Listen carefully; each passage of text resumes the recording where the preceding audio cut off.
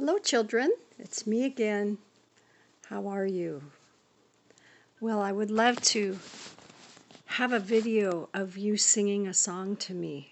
I would love to see that. Well, I'm going to continue where we were before, which was in the book of John, chapter 1. And we went through, I think, verse 14 last time, talking about Jesus coming from the Father.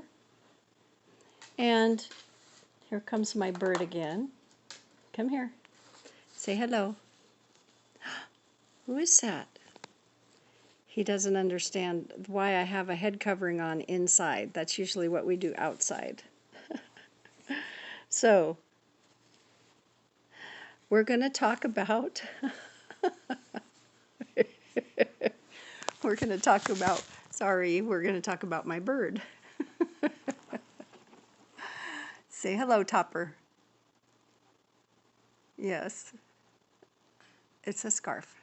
Yes, it's going to stay there. So we're going to talk about John the Baptist. Now, John the Baptist came to prepare everybody for Jesus.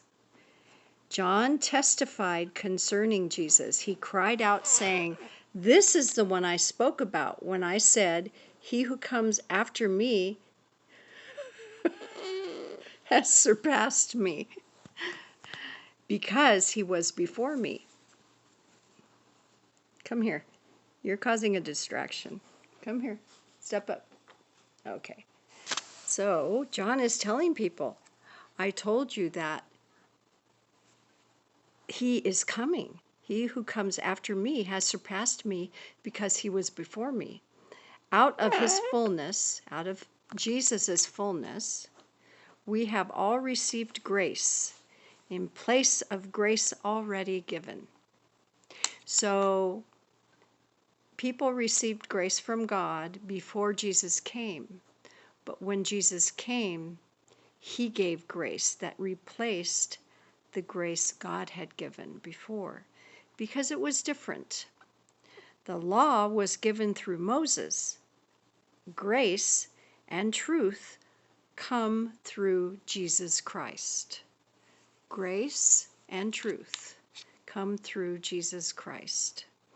No one has ever seen God but the one and only Son, who is himself God and is in closest relationship with the Father, has made him known. And later in the Gospels, we read where Jesus, when the disciples say, "We want to see the Father," Jesus says, "Well, you have met the Father if you have met me. If you see me, you are seeing the Father." So it was hard for Jesus. Well, it wasn't hard for Jesus. It was hard for people to understand when Jesus was trying to tell them, "I am in the Father, and the Father is me, in me."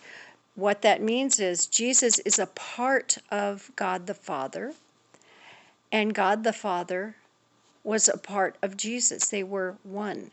And Holy Spirit was about all of them. Now, I don't know if you know about God being one person, but three. God, three in one. To explain that, we can say, let's look at an egg. An egg has a shell, and it has a white part, and it has a yellow part. And all together, they are one egg with three different parts. Does that make sense?